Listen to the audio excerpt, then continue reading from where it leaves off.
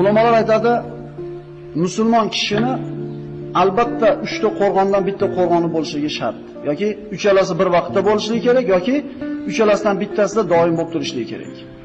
Bitta qo'rg'oni masjid. Modomiki musulmon masjidda bo'lar ekan, dunyo fisqi fujur fasodlardan omonda bo'ladi.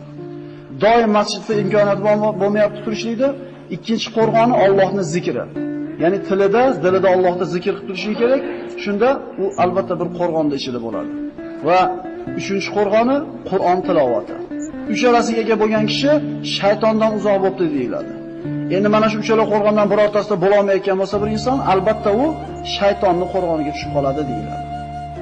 Modomiki biz bu yerda Alloh uyida o'tiribmiz bitta qo'rg'on, Allohning zikrini qilyapmiz ikkinchi qo'rg'on va Allohning kitobidan dars qilib o'rganyapmiz, biz tamomiy qo'rg'onda o'tiribmiz. Mana shuning uchun Alloh taolo Qur'onda marhamat qiladi. Ala